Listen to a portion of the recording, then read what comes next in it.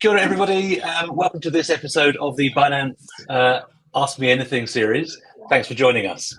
I'm Ben Rose. I'm the General Manager of Binance New Zealand, and today I'm joined by Jitendra Maharaj, CEO of digital payment provider Pay It Now. Thanks for your time, Jitendra.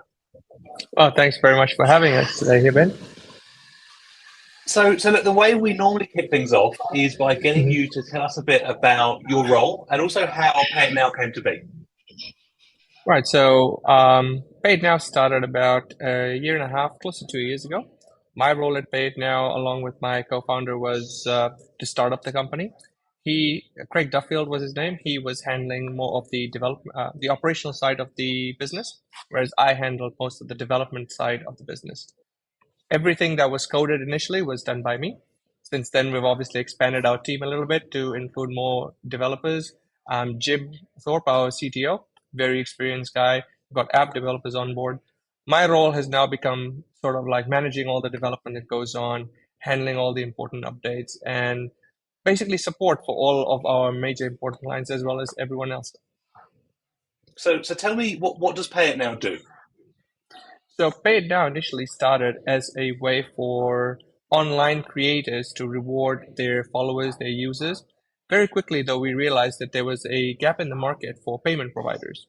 So, in fact, one of our early Telegram followers reached out and like, "Hey, can I use this in store?" And from there, we morphed into a way for people to accept payments in store. So that's how we evolved into a crypto payment provider. And in the last few months or so, we've also noticed another gap for digital payments. Think Cash App or something along those lines. So that's where we're sort of morphing towards to be a full digital payments provider, not just a crypto payment provider. So what we enable is for end users to be able to spend cryptocurrency and merchants to be able to accept cryptocurrency easier than ever before. The main point of difference we have over other digital payment providers is we make it easy for you to accept cryptocurrency. So you don't need to understand how stuff works. You don't need to choose what you want to pay with. The merchant doesn't need to understand what the difference is between Bitcoin, Ethereum, Kronos, for example. They just need to, they just want to get paid. And users want to pay with whatever they have. They don't want to sit there and be like, "Oh, you only accept Bitcoin? I got to go and trade my Kronos for Bitcoin now." So we looked at all of that, and that's where we come in. We're acting like a bridge between traditional fiat systems and cryptocurrency.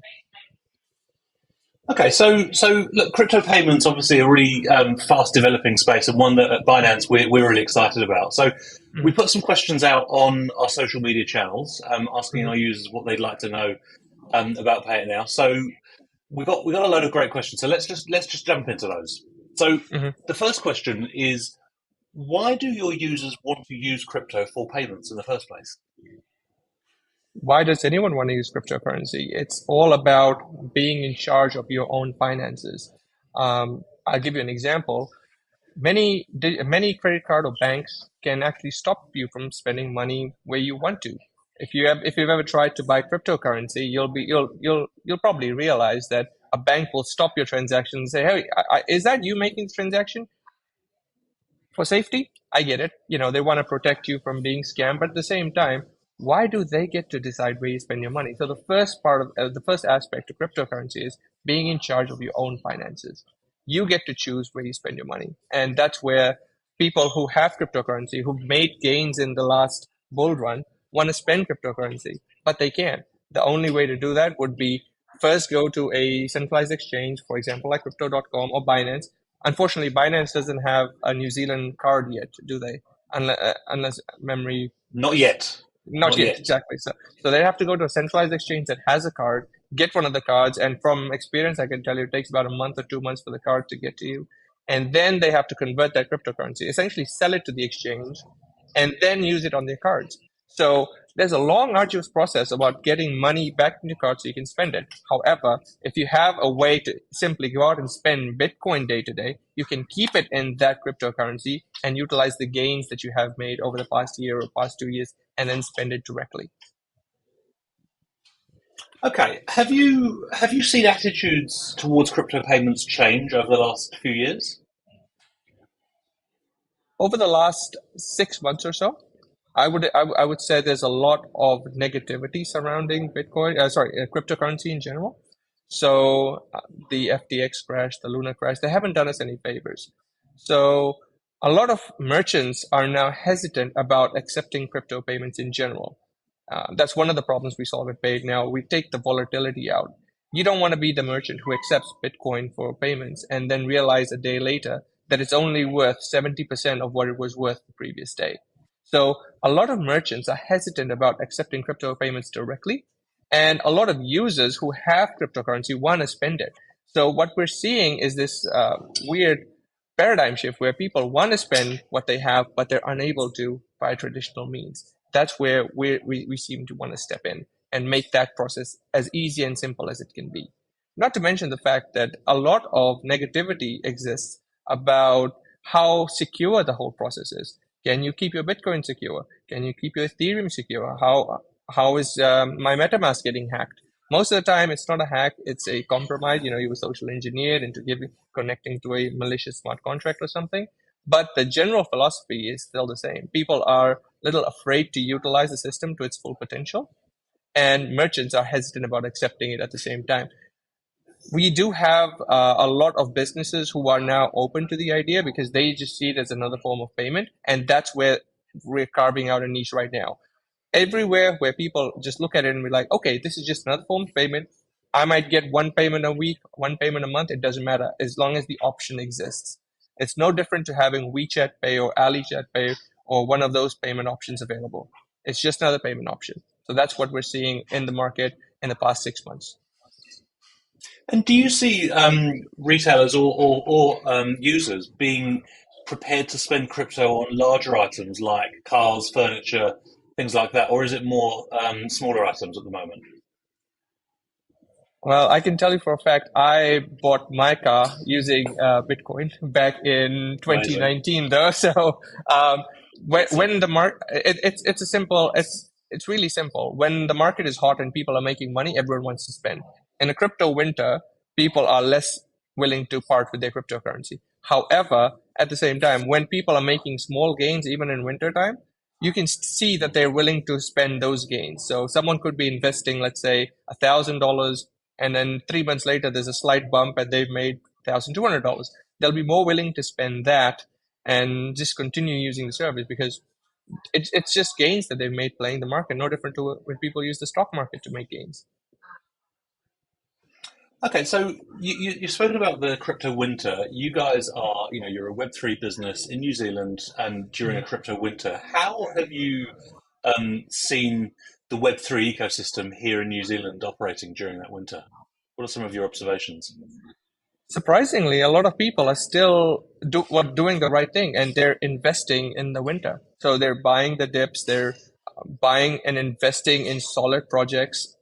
I've seen Bitcoin, Ethereum, um, people investing in solid projects that they know will benefit them in the long run. A lot less gambling is happening. I call it gambling on altcoins because a lot of these projects that just pop up, like Pepe, for example, it's hot in the market right now, but there's no utility behind it. They make no claims on even on their website that they're anything but a meme coin. So there's a lot less gambling, at least in New Zealand, that I've seen. Some people still will put maybe $100 on it and see where it goes, but most people DCA into stuff like Bitcoin and Ethereum, and they will then use those gains to spend. At least that's what we notice on our network, which is where I can give you information about what we've seen.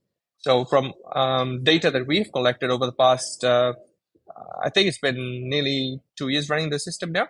Most people would be spending those cryptocurrencies and of course our pin token that they've used. But otherwise, it's generally been the Bitcoins, the Ethereum, the main projects that they can use on our system, and they've been investing in the big ones. So a lot of DCAing, people buy a lot more than they spend. But yeah, it's mostly people investing right now. And how much do you deal with other Web3 businesses in New Zealand? So we've been working with other companies and trying to get them to use blockchain technology to enhance their current business. We've got proposals in with the city council to hopefully work with them on a proposal for parking meters and stuff. And we're working with other companies like we're reaching out to Ruby Play to integrate with their gaming networks. So we're trying to work not just for payments, but in other avenues where you can use blockchain technology to basically make your current technology stack better. Okay. And what advice do you have for other up and coming Web3 businesses looking to get established in the New Zealand market? Well, it's going to sound like a cliche, but you got to keep going. Crypto is a 24/7 job. Do you want to be working in a job that it's always alive, it's always working, it's always going to keep going? People are always going to have new and innovative things to do. That's it. Just keep working it. Just because it's winter now, this is where you figure out which projects are there to stay long term and which ones are going to fizzle out because they're just a simple pump and dump. All right, good answer. Look, last question of the day is what do you see as the biggest innovation for digital payments coming up in the future?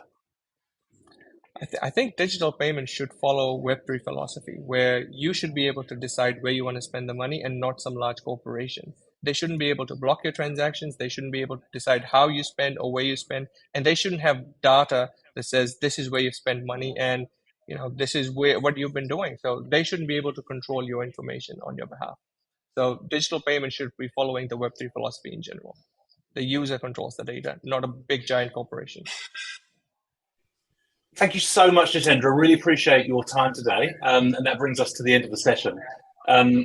Look, digital payments, clearly it's the way forward. And, being early adopters of FPOS here in New Zealand, let's hope that we follow the same pattern with crypto. Thanks so much to everyone who watched today. Please tell us what you thought in the comments below. And of course, keep following our social channels for more AMAs coming soon. Thanks very much, everyone.